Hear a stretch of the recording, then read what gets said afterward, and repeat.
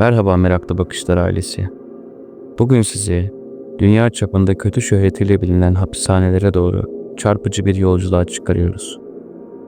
Aşırı kalabalık hücreler, işkence dolu koridorlar ve umutsuzluğun hiç bitmediği bir hayat.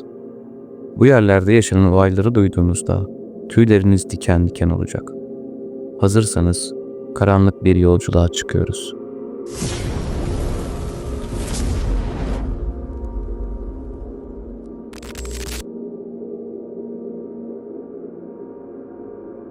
Venezuela'nın Maracaibo şehrinde bulunan bu hapishane, dünyanın en tehlikeli ve kaotik hapishanelerinden biri olarak bilinir. 1958 yılında inşa edilen bu hapishane, ilk günden itibaren kapasitesinin çok üzerinde mahkum ağırlamış ve kontrolü sağlamak imkansız hale gelmiştir. Mahkumların büyük bir kısmı, gardiyanların yetkisi dışında çeteler tarafından yönetilmektedir. Temel yaşam ihtiyaçlarını bile çeteler aracılığıyla sağlandığı bu hapishanede özellikle bulaşıcı hastalıklar büyük bir problem olmuştu. 1994 yılında yaşanan büyük bir isyanda 100'den fazla mahkum vahşice öldürülmüştür. Olay sırasında güvenlik güçleri duruma müdahale etmek yerine çeteler arasındaki çatışmayı izlemekle yetinmiştir. Bu hapishane sadece suçlular için değil, İnsan hakları aktivistleri için de bir utanç kaynağı olarak tarihe geçmiştir. Aşırı kalabalık, hijyen eksikliği ve sürekli şiddet bu hapishaneyi bir ölüm kampına çevirmiştir. Bugün bile hapishane koşulları düzeltilmiş değil ve orada kalanlar için hayat bir hayatta kalma mücadelesinden ibarettir. Rusya'nın güneyinde, Kazakistan sınırına yakın bir noktada bulunan Black Dolphin, ülkedeki en sert güvenlik önlemlerine sahip hapishane olarak bilinir. Bu hapishanede yalnızca seri katiller, teröristler ve en ağır suçları işlemiş mahkumlar tutulur. Black Dolphin'de mahkumlar günde 24 saat boyunca sıkı bir gözetim altında tutulur. Hücrelerinde bile kameralarla izlenen mahkumlar dışarı çıktıklarında elleri kelepçeli ve başları eğik şekilde yürütülür. Mahkumların yalnızca plastik kaşık kullanmalarına izin verilir. Çünkü en küçük eşya bile bir silah olarak kullanılabilir. Hapishanenin sert kuralları nedeniyle burada bulunan mahkumların çoğu akıl sağlığını kaybetmektedir. Black Dolphin, dünyadaki en güvenli hapishanelerden biri olarak kabul edilir. Çünkü şimdiye kadar buradan kaçmayı başaran kimse olmamıştır. Ancak bu sert önlemler mahkumların insanlık dışı koşullarda yaşamasına neden oluyor ve insan hakları savunucularının sürekli eleştirisine maruz kalıyor.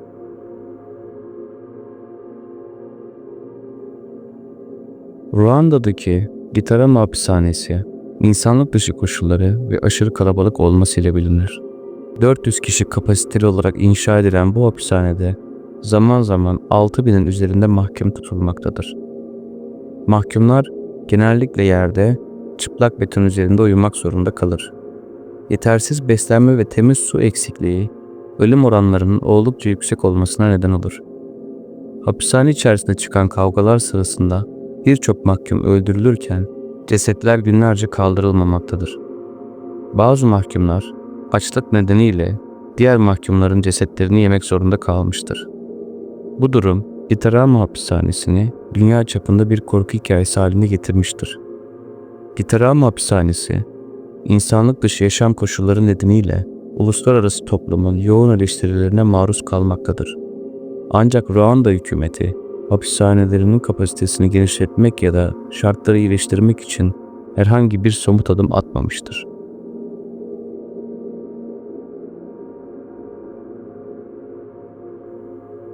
Türkiye'nin en kötü üne sahip cezaevlerinden biri olarak bilinen Diyarbakır Cezaevi, özellikle 1980 darbesi sonrası uygulanan işkencelerle anılmaktadır.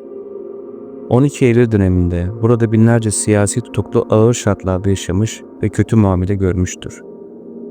Cezaevinde tutuklulara yapılan işkenceler, fiziksel şiddetin yanı sıra psikolojik boyutlara da ulaşıyordu.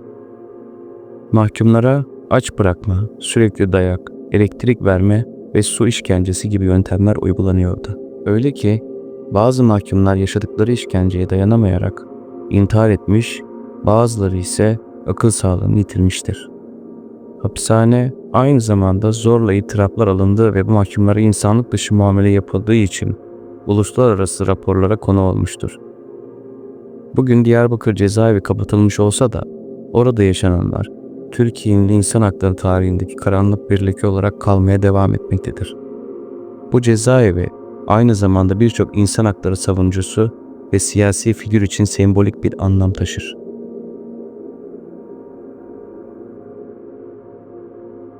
Brezilya'nın São Paulo kentinde bulunan Carandiru hapishanesi, Güney Amerika'nın en kötüne sahip cezaevlerinden biri olarak bilinir. 1956 yılında açılan bu hapishane, özellikle 1992 yılında yaşanan kanlı isyan ile tarihe geçmiştir. Hapishane, aşırı kalabalık, yetersiz güvenlik ve sağlık koşullarıyla sürekli eleştirilmektedir. 1992'de çıkan isyan sırasında mahkumlar arasında büyük bir çatışma başlamıştır. Güvenlik güçleri çatışmayı bastırmak yerine hapishaneye girerek 111 mahkumu öldürmüştür. Bu olay Carandiru katliamı olarak bilinir ve Brezilya'nın insan hakları tarihinde kara bir leke olarak yer almıştır. Katliamın ardından birçok uluslararası insan hakları örgütü Brezilya hükümetini sert bir şekilde eleştirmiştir.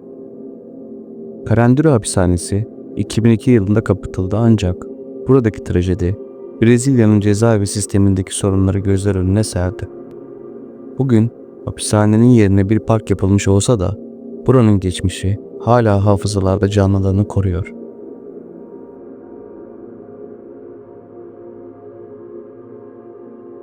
Bangkok Hilton olarak da bilinen Bang Kwang hapishanesi, Tayland'ın en katı kurallarına sahip cezaevlerinden biridir.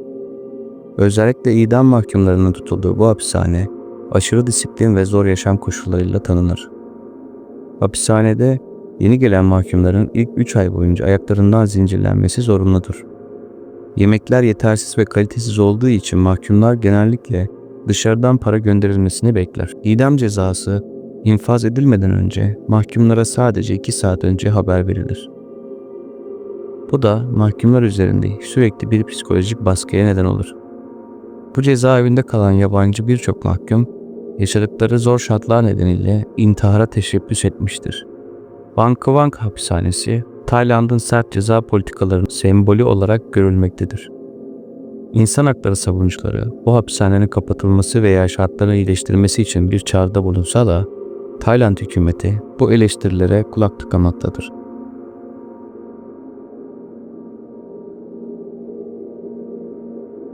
Kaliforniya'daki San Quentin hapishanesi, ABD'nin en eski ve en kötü şöhrete sahip cezaevlerinden biridir.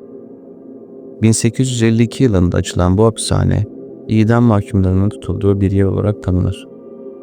San Quentin, sadece idam cezalarıyla değil, aynı zamanda hapishane içerisinde yaşanan çete savaşlarıyla da ünlüdür. Mahkumlar arasında sık sık ölümcül kavgalar çıkar. Özellikle 1970'lerde politik mahkumlar ve çeteler arasında büyük çatışmalar yaşanmıştır. Hapishanenin bu dar ve karanlık koridorları sürekli şiddet ve korku içinde yaşamaya neden olur. Ayrıca burada kullanılan gaz odası, ABD'nin ölüm cezası uygulamalarında sembolik bir yer tutmaktadır. San Quentin bugün hala faaliyet gösteriyor ve ABD'nin cezaevi sistemindeki sorunlarının bir aynası olarak görülüyor. Mahkumların hikayeleri buranın sadece bir hapishane değil, aynı zamanda bir işkence mekanı olduğunu gözler önüne seriyor. Rusya'nın Onega Gölü üzerinde izole bir adada yer alan Petek Adası hapishanesi, ülkenin en sert cezaevi olarak bilinir. Sadece en tehlikeli suçluların tutulduğu bu hapishane, mahkumları sosyal izolasyonla cezalandırır.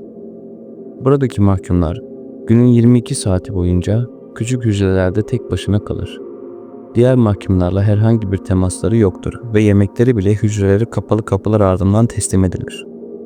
Kış aylarında sıcaklık eksi 40 dereceye kadar düşse de mahkumlara verilen giysiler bu soğuktan korunmaları için yeterli değildir. Hapishanede kalanların çoğu birkaç yıl içerisinde akıl sağlığını kaybetmektedir.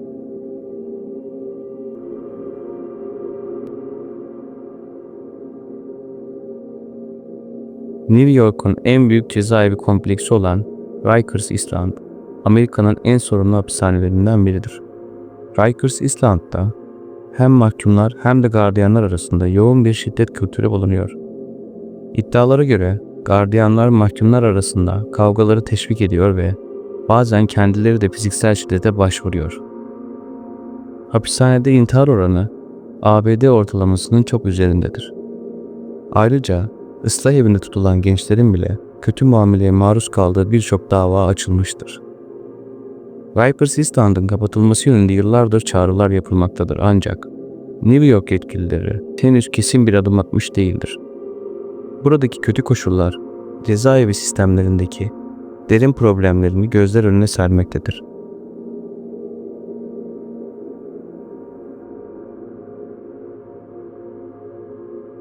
Arjantin'in Mendoza şehrindeki bu hapishane, dünya çapında insanlık dışı koşullarıyla ün salmıştır. Kapasitesinin birkaç katı fazla mahkumu barındıran hapishane, temel ihtiyaçlardan bile yoksundur. Mahkumlar genellikle yerlerde uyumak zorundadır. Bazıları temiz suya erişemez. Yetersiz gıda, mahkumlar arasında sık sık çatışmalara yol açar. Hapishanede yeterli güvenlik önlemi alınmadığı için mahkumlar kendi aralarında şiddetli kavgalar etmektedir ve bu kavgaların bazıları ölümle sonuçlanmaktadır. 2004 yılında çıkan bir isyan, 30'dan fazla mahkumun ölümüyle sonuçlanmıştır. Mendoza hapishanesi, insan hakları savunucuları tarafından sıklıkla eleştirilmiş ancak Arjantin hükümeti sorunu çözmek için ciddi adımlar atmamıştır. Bugün bile bu hapishane aşırı kalabalık ve kötü koşullarla gündeme gelmeye devam etmektedir.